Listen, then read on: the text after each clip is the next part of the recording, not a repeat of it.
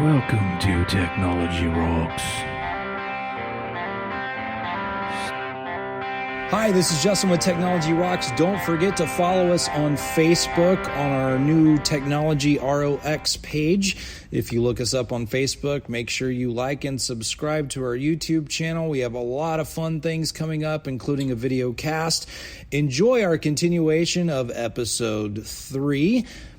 Safe browsing and what the heck happened to Windows with our guest co-host Byron Wallace along with our resident high-tech redneck Mr. Grain. Enjoy our sweet buttery sounds of Studio Rocks and we'll see you in a bit. Cable box and use it as the monitor for the cable box. That's all I want a TV for, is a monitor. Right, but they don't sell them like that anymore. Well, and then, well, even the cable box, but the cable box is the culprit though.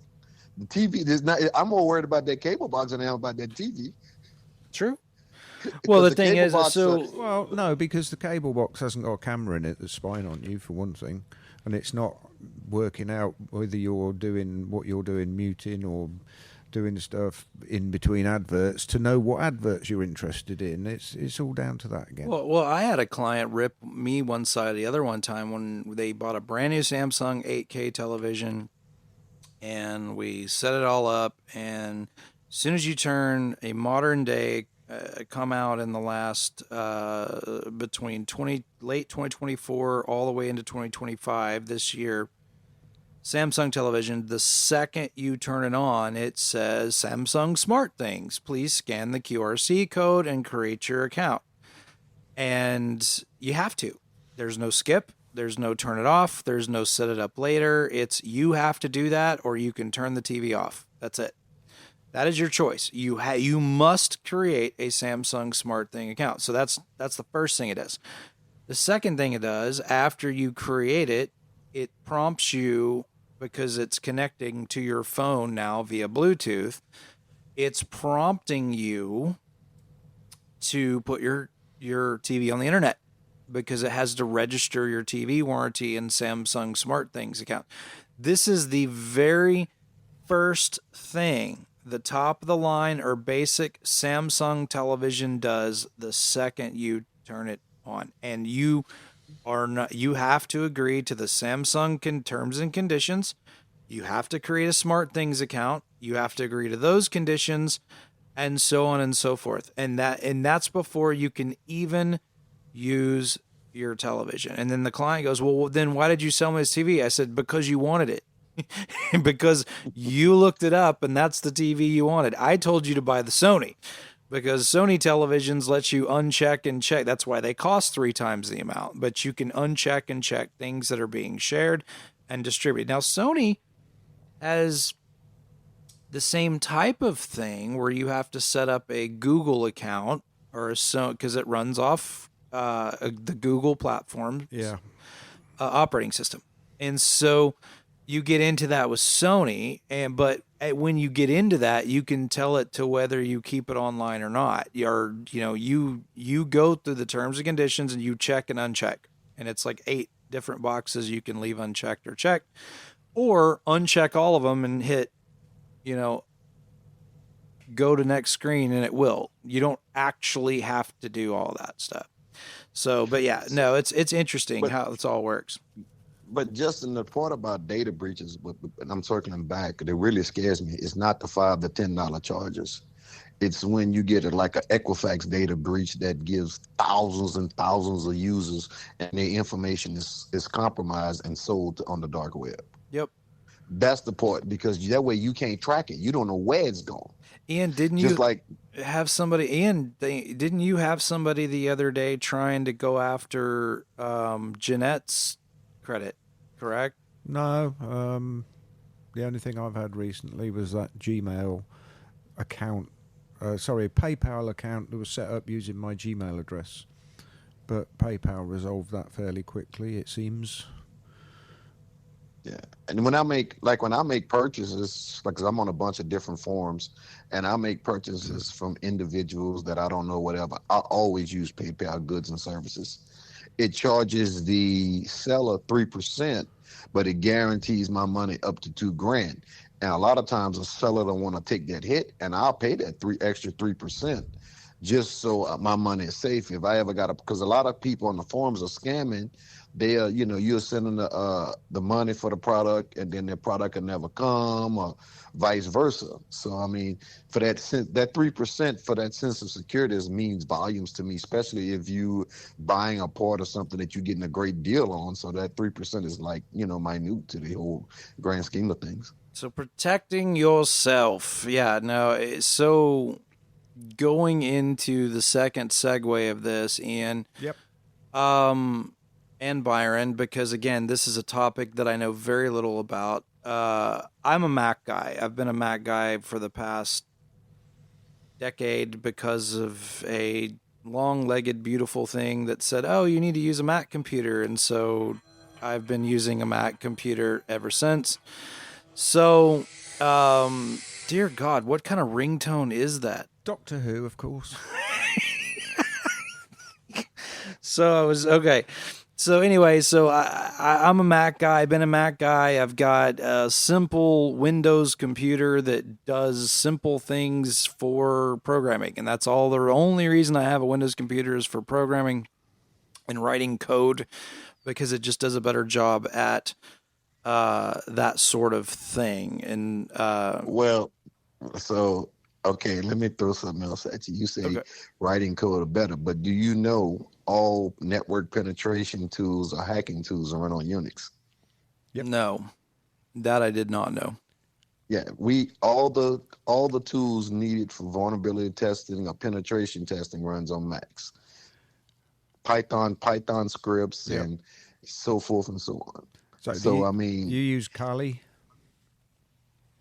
Linux, well, they got some versions of Kali Linux. Depends on what tools is Yeah. being, because when you come to vulnerability testing, we have different levels. Yep. And so it depends on what the site owner allows us to do. So what we used to do in some cases was just go and take Acronis backups or VMware snapshots of the whole environment and go back to a lab and recreate the environment and beat the crap out of it in the lab environment, because they wouldn't let us do it in the real world. Right. So why, with that being said, which should have been the name of our show a long time ago, because that was that was my segue. Where, with that being said, That's what I said in season 1, but nobody ever took me. it's true. Season 1, yeah, no, season 1 seems like a blur. Okay, why, gentlemen? Why are we pissed off at Microsoft and Windows right now? I mean, I'm not, but why are you guys pissed off at Microsoft and Windows? Because I'll give you my 2 points about it. Microsoft quality control went down the dumps a long time ago. We have a saying in the network world: you don't buy a Microsoft product until after the first service release, after the first service pack, because they quality control. They put out a product trying to put something on the market to compete with someone, which on the Windows side is no really one to compete. I mean, you got Windows platform, Mac platform, and Linux, which is 3 different flavors. You know what I'm saying? It's just a choice of what you want to use, but the quality control is crap. And it's not just Microsoft. I mean, in the industry, because I'm heavily involved in the industrial control network side of things, even vendors. The same thing. Vendors we've been using for years, they putting out products till we getting 3, 4, 5, 6 emergency product patches releases in like the first 3 or 4 weeks, because they're not putting time in the testing. They ain't putting no beta testing. No, They the ain't doing techs are the real world beta testing. testers. Yeah, they just throwing it out there and say, we on the scene, we at the table. Well, yeah, but when you got you got hundreds of implementations of the same product, you can't. It was so bad at one point when I would patch, in the networking where we call domain controllers. And so these are the core of your whole network. If your domain controllers go down, nobody can log in, no system can log in, nothing. I was so paranoid about Microsoft and their quality control, I wouldn't patch my domain controllers. We have a primary and a secondary. I'll patch one of them and wait 3 weeks to see if something breaks before I patch the second one. Yeah. Because if you make a mistake and patch both of them at the same time and they both break, you dead in the water. Yep. see it. So what recently has happened? Because I know Ian, you pooped on them on the last episode, and you've pooped on Well, I them think off air, on yeah, air. we're coming from a couple of different directions. Obviously, Byron's more in industrial field, and well, I'm talking about from the personal PC point of view. I don't know if Byron does it. I mean, I've helped people with PCs for a long time, either repairing them or actually building them new ones, or helping them when they buy a new one, how to set it up. And in the old days, not even the old days, up until about a couple of months ago, you could set up a Windows PC with a local account. You didn't have to sign into Microsoft to do it. But now they've cut out all the little tricks of the trade things where you could set up a local account as you installed the computer.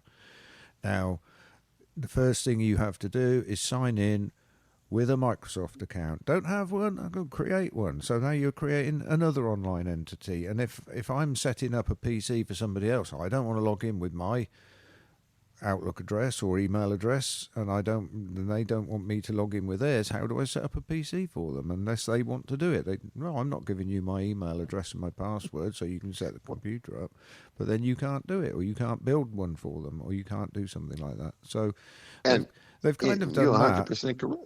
But they've not. That's one thing, but also they've started pushing out updates. Not necessarily going to affect everybody, but making it harder for people with older machines. Like they said, okay, Windows 10 is dead. You have to use Windows 11. I've got a Microsoft Surface Pro that I actually put Windows 11 on, even though it's not supposed to be able to take it, and it works fine. But that's probably going to break because of all these updates they keep doing, and at some point that's probably going to stop working. But the updates, and yes, you're right, because Microsoft Office, you cannot buy Office in a box no more.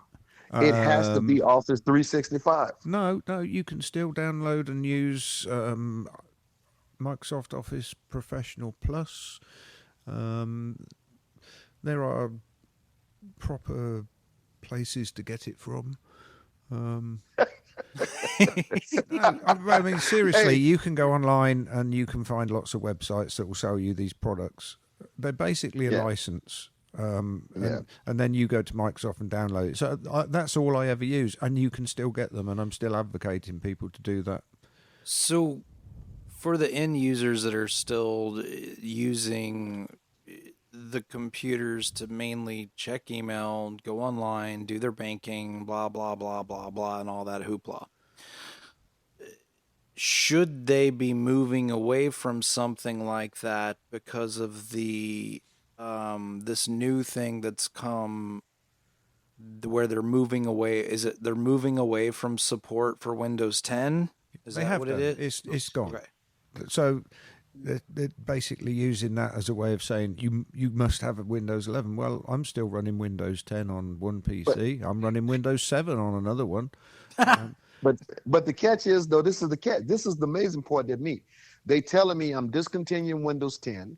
I can get extended support for security updates till next year, but I cannot upgrade my machine to Windows 11 because I don't have the TPMS security device in the machine that you say I must have to run Windows 11. Yep. Now, even though there's some tricks you can put, like I did the same thing like Ian did. I updated my Alienware machine to Windows 11 when it says it wasn't supposed to, but my built-in network card stopped working because they didn't build a driver for it. But that's an easy fix. You just go get your PCI network card, pop it in there, and keep on going.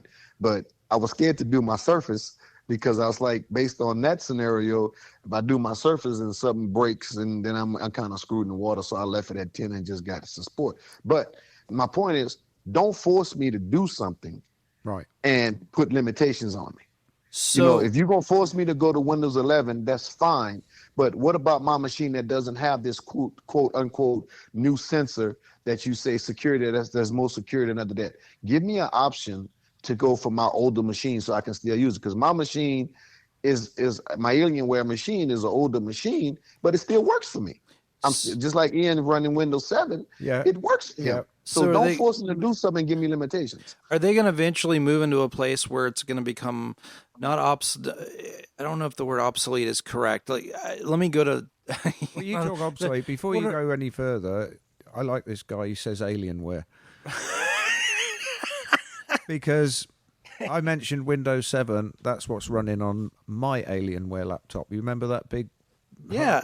Yeah. Yeah, Tony had one. He had it was the size of a small car. Yeah. And the Yeah, power I got a supply desktop. doesn't I got an work. Alienware Area 51 R2.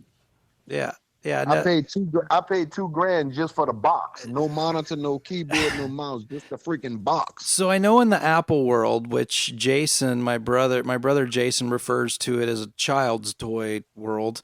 I know in the Mac world, which he hates, anytime I put a Mac in his presence and he's trying to type something, he said, I just can't use this toy. This is just not a computer. It's a stupid toy. So, it scrolls the wrong. oh, he gets so pissed off every time he has to use a Mac. And Byron's got lots of stories about Jason. It's all fun. So now I know, like, on say an older iPad, for instance, or older iPhone, there eventually the apps you can't load the new things because the operating system is no longer compatible with whatever security protocol. So you're capped out. Is that what you guys are alluding to with what's going to happen with these Windows machines? Possibly. I'm at the crossroad right now with that. I have a MacBook Air that was late 2014. I cannot upgrade the operating system no more. And what was the final straw to make me start searching, looking for a new one is Google will not update no more. See, I'm holding my hand up like Hunger Games right now because the only reason I still use my Mac of that vintage is because I don't have to carry a darn USB dongle that weighs 10 pounds to get a network cable, to get USB ports, to get... It's just, I don't know what kind of stupidity. What idiot engineer said, oh, let's just put one single USB-C on the side, and then they can use all these different bricks to do what I feel like we're going back in the world of like Game Boys when they weighed 10 pounds because you had all the crap attached to it. You know, it's just like... But that's what made Surface so popular. It was the first so-called tablet / compute laptop that had a USB port on it. So, okay, so what are we saying here on the Windows thing? So, Ian, you're pissed off at Windows because you have to register an account, blah, blah, blah. So, again, going back to terms and conditions and agreements. Yeah, and the other fact is that with all these updates that they're doing now, they're not forcing, but it feels to me like they're forcing their version of AI, which is Copilot, down our throats because they're implementing it within their browser, which is why I suggest go into a different browser, another reason. They're also implementing it within Office, and it's like they're making you, by default, save your files to the cloud, which is probably fine from your perspective, Byron, because you embrace the cloud. But I want my data locally on my system. I back it up locally to my own NAS drive. It's like none of my data's out there on the cloud. It can't be stolen. It can't be used to train Claude or Simon or whoever the latest AI agent is. So it's like I'm considering moving away from Windows. And are we going to the dark side? Are we going to the dark side? Well, there's two options. You came up with the scenario of like you were talking about, like your mum and dad or somebody who they do a little bit of browsing, they do a little bit of email, something else. Get them a Chromebook. Yeah, that was my next question. Is wouldn't a Chromebook be more feasible than, dear golly, trying to show my dad how to use something like Linux? Yeah, you know. True. Well, the kids in school these days, I mean, kids from 5th grade on up, they don't give textbooks anymore. The beginning of the school year, they issue every last one of those kids a Chromebook. Yep. Yeah, because they're dirt cheap. I mean, you can get Chromebooks for $100. And they get them dirt cheap because their education institution, which is, quote, 501c3. So Dell or whoever produces the Chromebooks give them at freaking like little or nothing. And plus the money's probably made on subscriptions to textbooks on virtual textbooks now, rather than people buying textbooks and then selling them on next year to the next class. Okay, so Right. I agree. we're storming the hill. You're pissed off at Windows. Where the hell are you going? Where is there to go, Ian? Besides Mac, which we've all agreed that it's a child's toy per Jason. Yeah. I don't because Thank you, I Byron. Mac. The problem I have with Mac is They break. it's not generally compatible. It's getting there more and more every day. Yes. But it's not generally compatible across the board. If you remember, Justin, back before Mac became real popular, only people used Mac was lawyers and music people in the music industry. Yep. And artists, graphical now- designers Right. were People heavily with lots Mac. of money. Yeah. Right. Well, True. True. So now it's going to the point to where they're becoming more popular. Now you're going to lawyers base, you're going to people in the music industry, graphic design folks, penetration testing. It's getting more and more popular, but the problem is it's still lacking some software like the software I use for my tuner on my bike is like a fuel injection system when you call like your OBD drive, Yep, but on yep, the motorcycles it's different.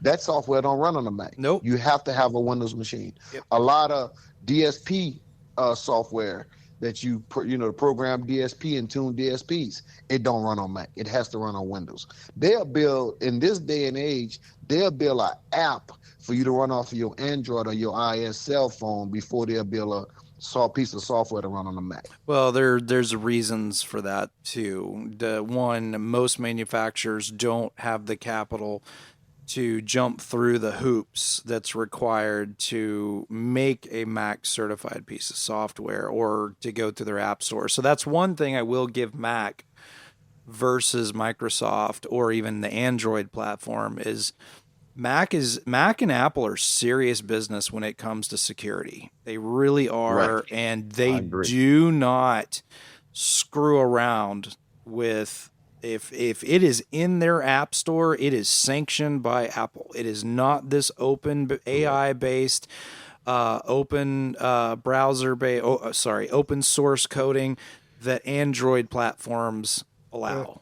Yeah, except that's the stuff that they approve in the store isn't infallible.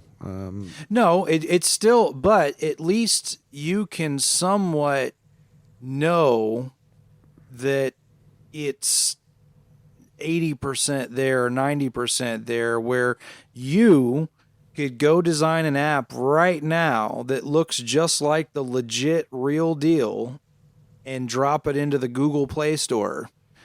And somebody could accidentally stumble into it, and who knows what the thing actually does. And that's how it happens every day. It happens all the time. AKA the Google Flashlight app.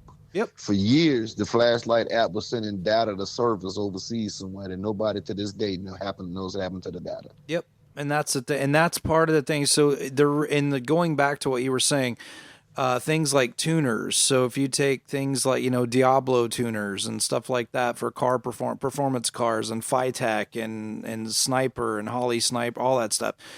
The reason they don't jump through the Mac porthole is because it takes a lot of time.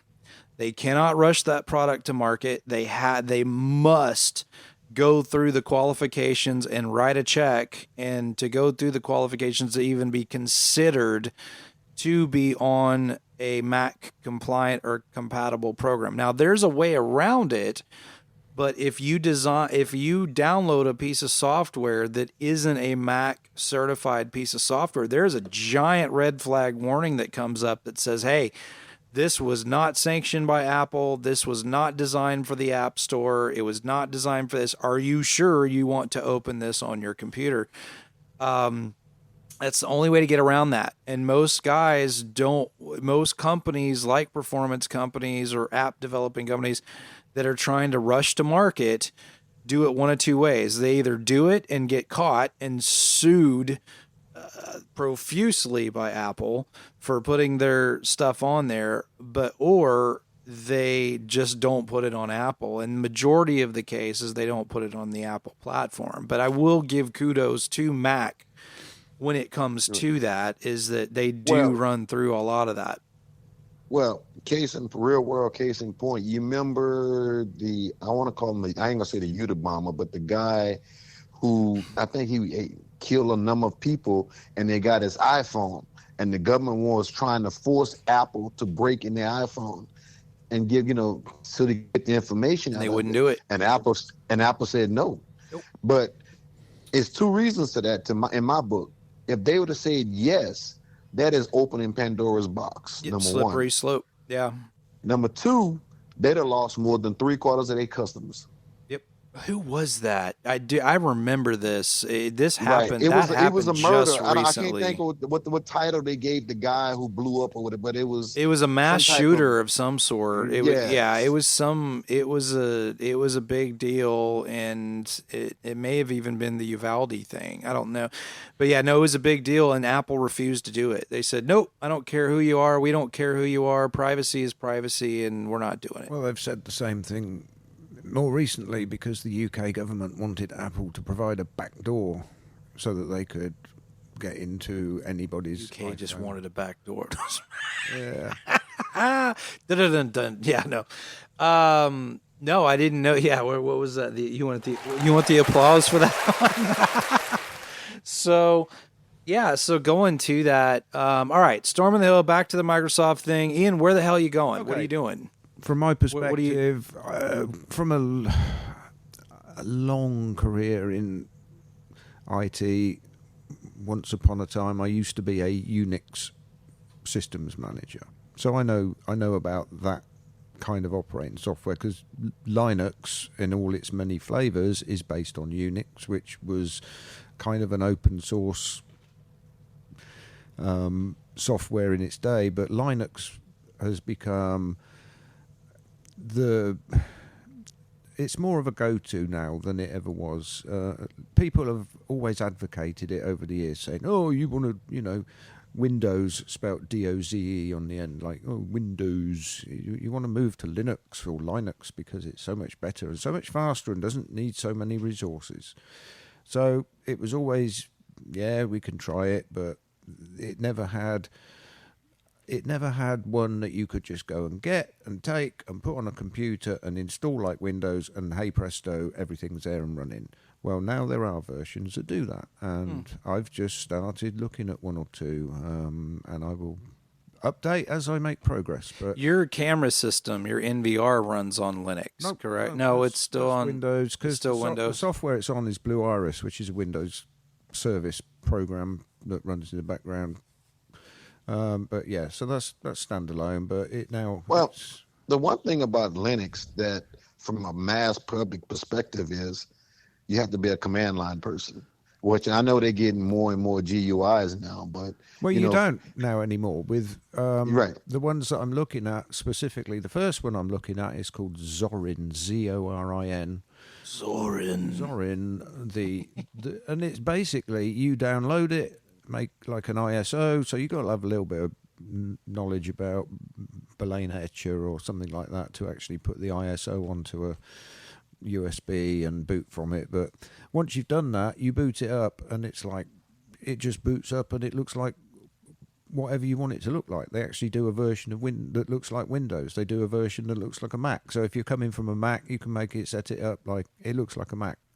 And it's almost intuitive. And there is no command line stuff that you really need to do. Yes, you can get in there, you can open terminal, and you can do stuff, get your hands dirty. It's not, but it's. Is that something that someone can adopt, or is it something that someone like you or Byron or me could adopt because we're nerds? You can adopt it in as much as you don't actually have to overwrite the Windows that's on your computer. So if you've got a computer with enough disk space, you can make it into a dual boot so that your Windows system is still there, but your new Linux version of whatever it is over here, and it can access all your Windows files and vice versa. So it's. I mean, they even recommend that you can install it in a virtual machine. But is that really moving away from Windows? it's a first step. If you want to take Gotcha. that first step and not do away with the Windows installation, then let's put this on by the side of it, and then let's try working between them. But my perspective is, I just want to take one of my older PCs and just stick it on there and see what it does and how it works. Byron, are you pissed off enough to move away from Windows? I'm basically moving me. I only got one Windows machine in my house. You've just switched to Mac, correct? Well, I got a one Windows machine. This is my Alienware computer. Then I have a work laptop that's Windows. But when I travel and go places, this is a MacBook Air. That's all and that's what another thing that's kind of dragging my feet on replacing it, because I can't update it no more. Is I only use it when I leave the house, and so it's kind of hard to justify spending a whole bunch of money on a new machine that you only use every now and then. Yeah. But I'm a Mac person all the way around. And just on the problem is I have to, and me personally, besides my desktop, I got a Microsoft Surface and the Mac, but I keep the Surface because everything that I deal with and put my hands into doesn't run on the Mac. If it comes to the point to where it goes, everything that I deal with, I could do on the Mac, then I have only a Mac. Ian, have you ever considered going to a Mac? Well, don't you remember I had one once after I did that Savant training? Yeah, that was an old clunky one. They sucked back then. Well, that was like 2011. I couldn't get on with it. I just didn't get that whole thing then. I mean, you use iPads, an iPhone, an Apple Exactly. Watch. Your whole life revolves around Apple. Why not just? Here's the thing. I can see a world moving toward Mac, because Mac is huge. They're massive. If you go into a restaurant, I would say 2 out of every 10 phones are Android. They're just they're massive. So I would like to point out that at this moment in time in history, we have a crisis looming that means that things like your MacBooks and your big Windows PCs are going to get so expensive because they require oh yeah, this memory, is a good one. Byron, have you heard about this? Go ahead. GPUs. So companies that make semiconductors like memory and GPUs are basically selling it all to The cliffhanger. AI companies that are building these big data centers. So all the SSDs and all the memory and everything else is at a premium now. So if Apple are going to want to bring out iOS or iPad OS 27, but then it's going to have more AI built into it. It's going to be more hungry, and so the actual hardware that you put it on is going to cost you a car note every month. You see, and that's the balance right now that separates Mac from Windows. But you can buy Mac hardware is more expensive, but you can run it 10 to 15 years and still get updates. Where you buy a cheap Windows laptop, and when the updates come and something breaks, then Windows want to charge you to fix it. Where Mac, it's just gonna run. Yeah. But in perspective, Linux is designed to make best use of resources. So you can repurpose old computers, of which I have a house full, to actually run and do what you want to do. Don't think I'm going to have a problem putting it on the Alienware that's running Windows 7 at the moment, but I can't upgrade that to Windows 10 or 11. Why? Because it's old. Oh. Yeah, my Alienware R2, even though I put Windows 11 on it, something. What? It's just old. Oh. Some things just drags. I got 32 gigs of RAM in it, and it's still, it just drags every now and then. But again, it's not to the point that is aggravating. So 10 years from now, do you think we still have a Microsoft world, or do you think it's all going to move over to Mac and something else? Nah, I think we're going to still have it because let me just say this. Everything the runs on it. Yeah. The left brainers, the people who think with their left brain are not enough to be The totally Jasons. Yeah. yeah, The Jasons totally and the Mac. Ians and that won't adopt, they won't come to the dark side because of they just refuse. They want the backdoor ability. They want to see They want the the ease. source file. They want to see you can't do that in a Mac. A Mac polishes everything. It glosses over everything. It uses But different after them, hey, terminology. after Yeah. and Ian have attested to this.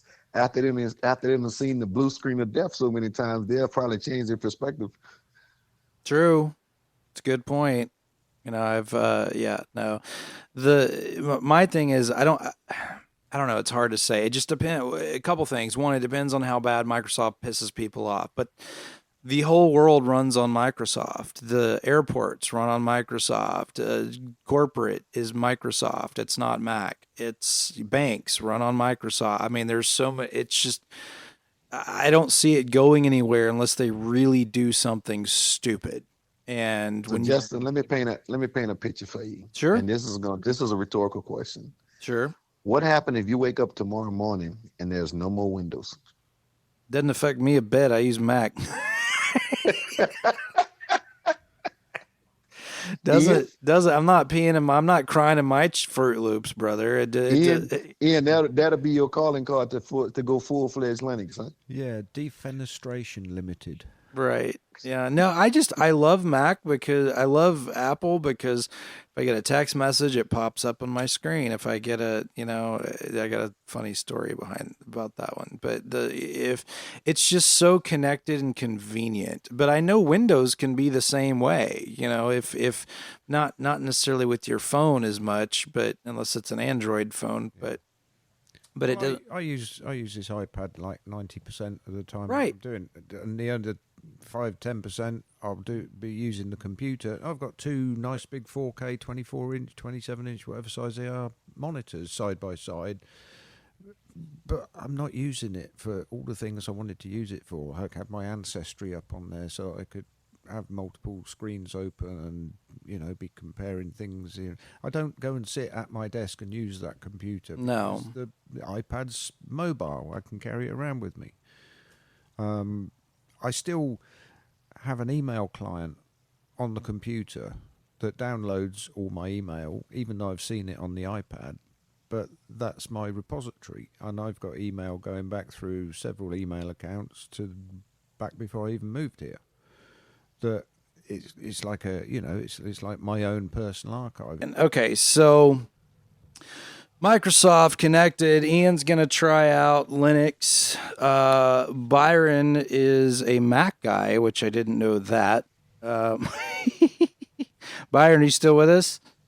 I'm here. Okay, Byron's here. So yeah, no, Byron's a Mac guy.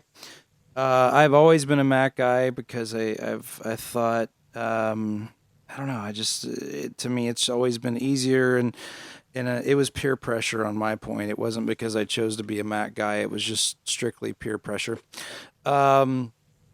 So you're not the only person I've heard that's talked about moving away from Windows, and Linux did come up and when they were talking about moving away from Windows. So few different, I don't see a world without Windows yet. I think if there was a world without Windows, it would move into Mac really quickly just because it's a logical progression for it. But I don't, as far as staying connected and whatnot, I know the updates have pissed off a lot of people. I know the security or lack thereof have pissed off a lot of people. And so the conversation has come up from several folks. Most of these people are tech savvy enough to adopt a platform like that. Yeah, I think it could be sooner than you think. I mean, if you look out there in the big wide world, Denmark, for instance, they're transitioning from Microsoft software to Linux. Okay. They want what they call digital sovereignty. They don't want to be tied to a product which comes from another country that's particularly trying to take over another one of their territories, but they don't want their data stored in the cloud in the United States of America. They want anything that's stored, they want to keep it in Denmark. And so all their military and government and everything else is they're ditching Microsoft, ditching Windows. So The China syndrome. let me ask a really dumb question in a room full of geniuses, minus the present included, talking about me. What? Where is the cloud? Like, what is it? Where is it? Where is it stored? Is it a different thing per company? It depends. Is it a different? What, I mean, It depends on who hosted it. Yeah, there's the concept. It's a concept. and why? Why would somebody? Well, and that I think it kind of answers itself. But why would somebody want to store someone else's? It's like a storage unit, right? You could understand this because you've seen that product. You've had one, or you've seen it. And it's called Western Digital MyCloud. Yes, And it's a device that you have in your own possession, in your own building. Right. It's still technically what they call a cloud device because you're NAS able to, drive. Yeah, and that's what a NAS drive is a cloud drive. So if you you say what is the cloud, it's a whole bunch of NAS drives out there that belong to AWS and Google and Cloudflare and whoever that are storing your data on their servers. But where are those servers? You don't know. They're probably in the United States. So does that mean they come under United States governmental jurisdiction? Or do they come under the country that you are in when you store that data? And that's what Denmark is saying. We want to make sure that our data is our data. So, and this is, I think, where I have a hard time. Why would they do that? Why would they want to do it? Because why would I want to store your crap in my garage? Or why would you want to store my crap in your garage? It depends what that crap is. You might want to look at it. Well, my personal aspect of it is I store, say, all my teaching information in the cloud just so I can have 24/7 access to it to wherever I got internet at. I don't have to be home. Right. So you're paying for the convenience. You're paying for the convenience of having your data when you want it and when you need it, anytime you want it. As long as you got an internet connection. The only thing I can see the reasoning behind it is RMR, reoccurring revenue. I'm going to charge you to store your crap, just like a storage facility up the road. I'm going to charge you to store your crap, to store your data, to store your stuff. And whether I rummage through it or not, which should be illegal, Okay. and but that's where I would see it's like. Look, let's circle back to a conversation me and you had about Kaleidoscape. Okay. You remember we had a conversation where I told you, I says, instead of Kaleidoscape charging a ton of money for devices that got a whole bunch of storage in them, they should go to subscription-based cloud. Therefore, you can charge a monthly fee. You could sell me a hardware equipment. Then you can charge me a monthly fee for access to my movies that I'm storing in the cloud that I can't put on my device. Right, and that way you don't have to pay thousands and thousands and thousands and thousands of dollars for the hardware. And they kind of do that already. Like if you buy a 1 terabyte Kaleidoscape server, you can download as many movies as you want, but you can only store for immediate access what that hard drive will hold. Is the way that works. And then it exchanges it back, but then it takes it off of there and puts it in a queue where you can re-download it again because you own it. And they're gonna just store it in the queue for you because you can't store it on your own self. Right. Where instead of let's just bring it down a bit. And instead of doing a 2 terabyte, let's do a 1 terabyte box for little or nothing. And I'm charging, instead of me charging you $4,000, let me charge you $2,000 for the box and setup and charge you $29.95 every month for the cloud space subscription. Yeah, no, I don't. So I see I'm no getting problem paid three with times. That. Yeah, I'm getting paid 3 times. I'm getting paid once for the hardware. I'm getting paid 2 times for the cloud subscription. Then I'm getting paid for the movie.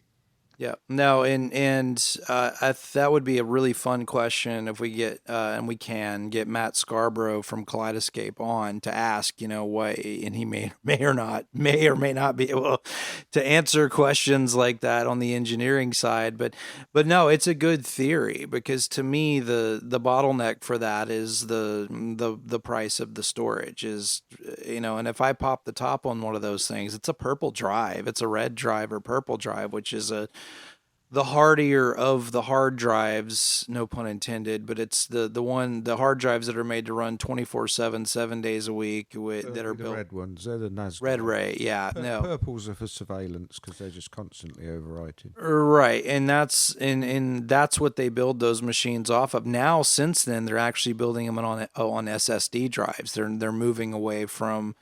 They may know something that's hard. Maybe hard drives are getting harder and harder to obtain, or something like what you were touching on earlier with the processing SSDs stuff. are going to be like rocking horse drop-ins very soon. Yeah, no, that's probably why they're moving toward those.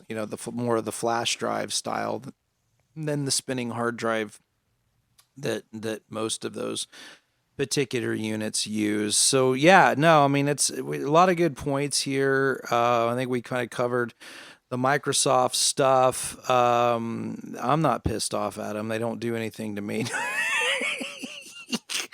They don't do anything to me, but I think Byron said it best was, Justin, if the world stop, if Microsoft stops tomorrow, how does that affect your life? And I'm like, well, it doesn't, so, but it will affect every business we know that's out there's life in in a very quick array of things. So, yeah, no, I think, we kind of beat that one to death too, without jumping in more to the AI world. And then I think Byron kind of put that one to bed too, that it's nothing more than an over glorified hyperactive search engine is what I think is kind of was your terminology on it. Guys, you have anything else to add that you can think of at the moment?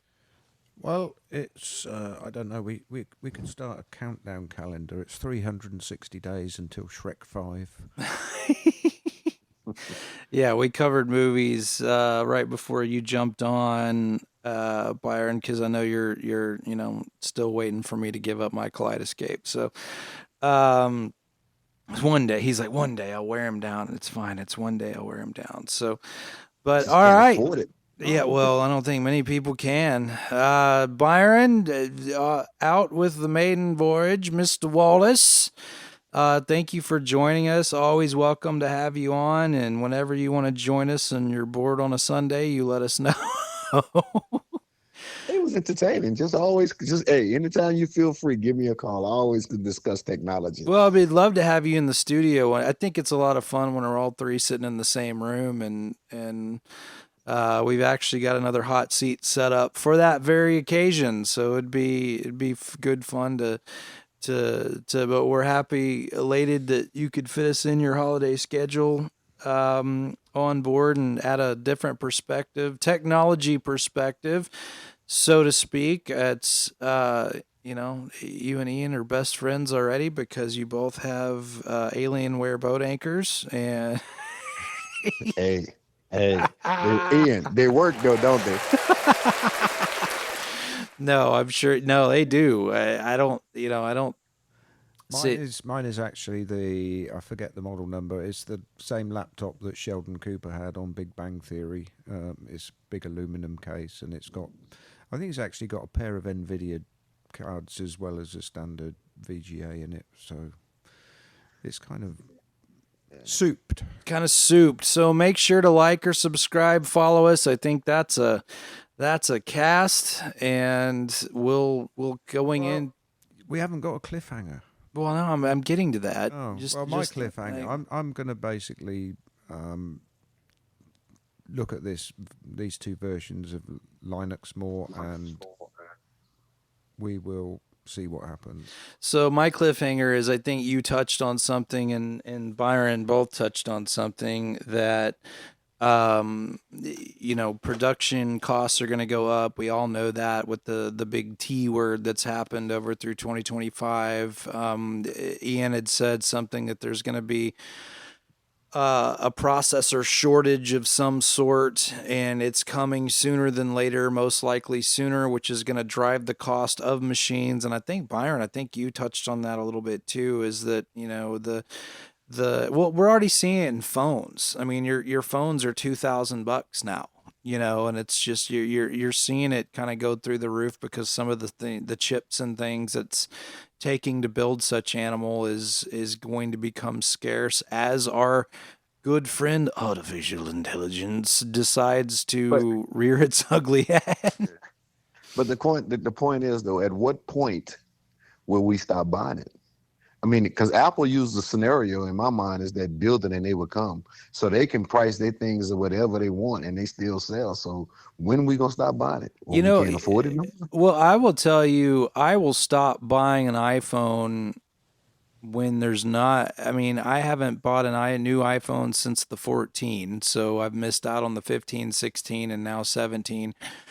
Yeah, I'm on a 3-year rotation too. Because they're not any different. You keep saying it has a better processor, which you can't see, by the way, and a better camera, which some of them do. I'll give them that. The camera is better on them, but it's like, I don't want a front heavy phone because you put 10 camera lenses on the front of it, and so I'm going to be one of these idiots that waits for the fold phone, assuming old trusty lasts, another season, which I don't think it will because the battery's getting really bad. But yeah, no, I mean, to me, Apple isn't doing anything innovative right now. And, they basically came out with these giant ski goggles early last year, which was a giant horse flop on the pavement. They thought it was going to catch on like wildfire, and it did not. I'm talking about the Apple Glass, which were giant and heavy and hard to wear, and it just did not catch like they thought. So processors, where's it going? What are we up for? And what's going on with that? That'll be the cliffhanger. Ian is going to check on his Linux friend, and we'll see if it's edible or half baked, as a lot of these softwares are. And we'll get Byron on next week. No pressure, Byron, to bring other topics up. So as we enjoy our season 2 of Technology Rocks, this is episode 3. I'm Justin. That's me. Yes, that would be Ian, and the high-tech redneck. The high-tech. What is Byron needs a name?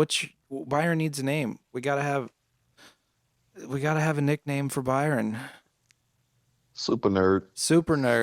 The motorcycle riding biker club super nerd. Yes, no, you got to see his motorcycle, and the sound system on that motorcycle is insane. So we'll think of something. But anyway, that's a cast, and we'll see you in a bit. Later.